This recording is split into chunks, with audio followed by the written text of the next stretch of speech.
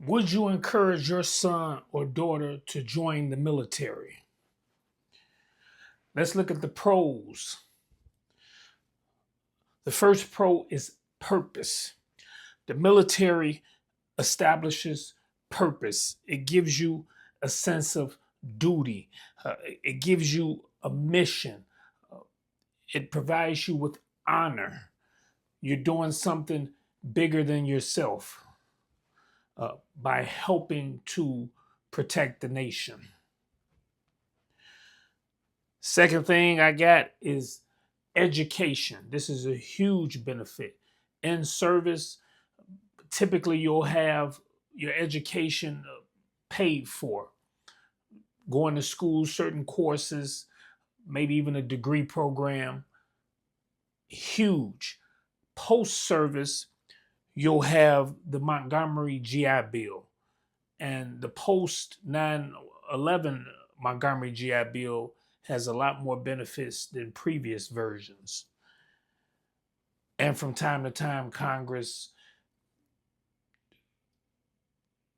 enhances this GI Bill benefit.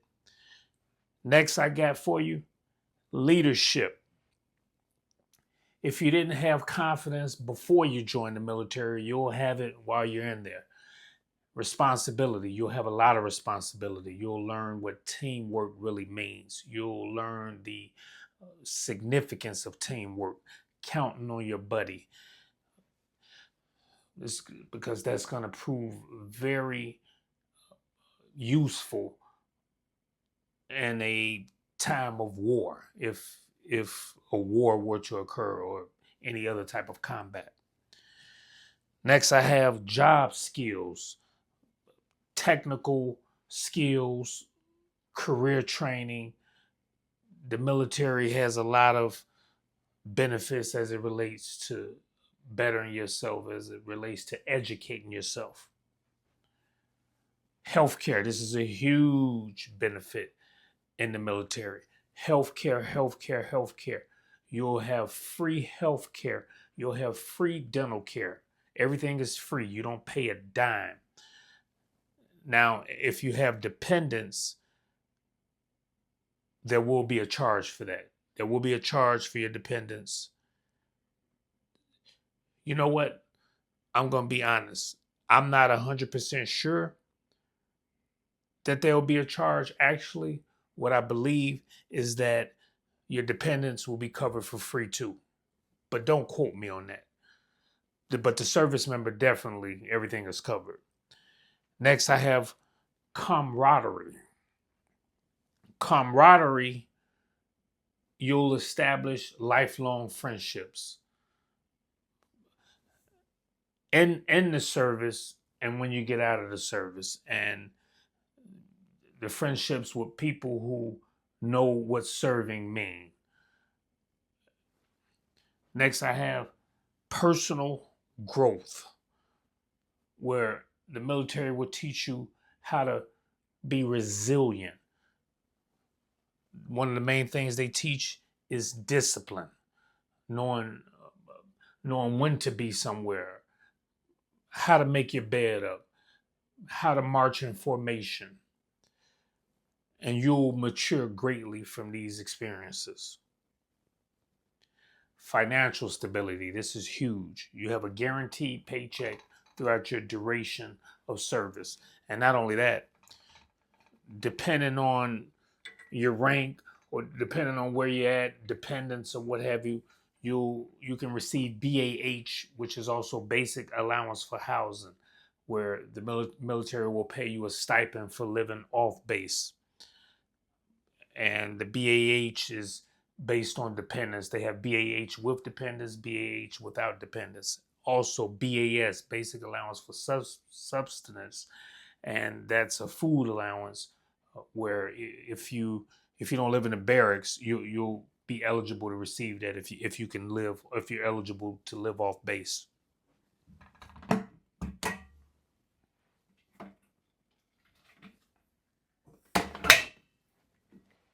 Now, the cons of joining the military. There could be deployments. And if there are deployments, they could be frequent in nature. And not only that, they could be long in nature. I know that during the Iraq war conflict that started in 2003, there were reports coming out that there were like 18-month deployments. Me, myself, the longest deployment I've been on was like 4 months in Kuwait, way back in the year 2000. So, that wasn't bad, particularly if you compare that to an 18-month deployment. But that's one of the biggest cons. But it comes with military service, and you understand that when you join the military. Danger. There's inherent danger in joining the military. Whether you get deployed or whether you stay stateside and you never get deployed. There are a lot of field training exercises where danger comes into play. If you go to NTC, which is the National Training Center, danger comes into play. So the whole thing is just risk minimization. So you're just going to avoid danger as much as possible. Try to minimize risk. You can't never avoid risk, but just minimize it. Frequent moves, also called PCS, permanent change of station, where you could come up for orders. And if you come up from orders, you can move between duty stations. And a lot of times you may not have a choice. And if you have a family, you got to move your family too. So that's a definite con. Loss of freedom. The military, for the most part, controls your every move, tell you where to be, and tell you what time to be there, and then dictate your actions once you're there. That comes with joining the military. You know this upon joining. Long hours, long days, nights, weekends, holidays, particularly if you're on deployments. There's no Thanksgiving or Christmas off if you're deployed.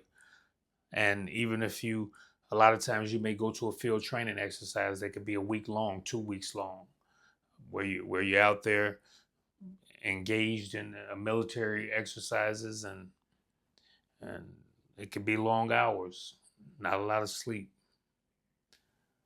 Family sacrifices. A lot of times, whatever type of sacrifices the service member makes, the family experiences it.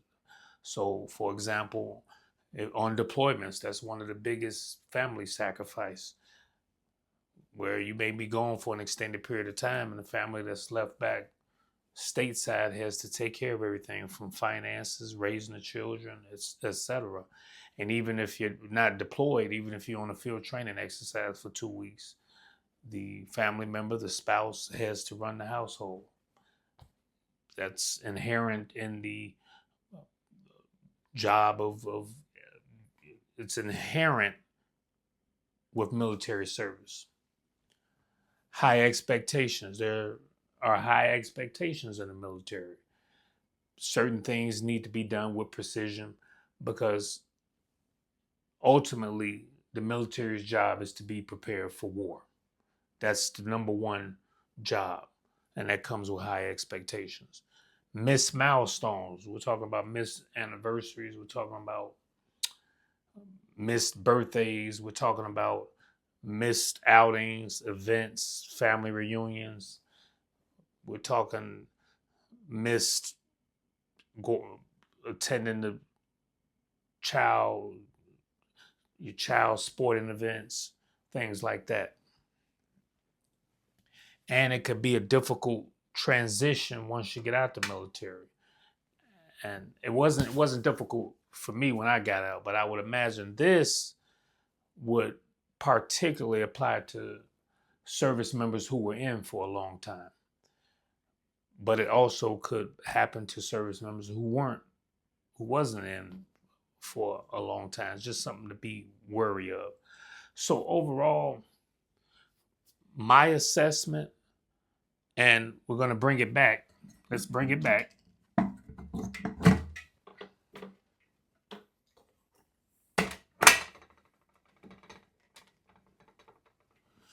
Would you encourage your son or daughter to join the military? For me, I have a 28-year-old son, and the answer is yes. And I have encouraged him to join the military. The I feel like it's a real life cheat code. And so he hasn't joined yet. He's expressed interest in the past, but I would definitely encourage my son to join the military. And so now what I want to know from you down in the comments, let me know. Would you encourage your son or daughter to join the military? If you like this video, please give me the thumbs up and consider subscribing. The uniform was temporary. The honor is forever.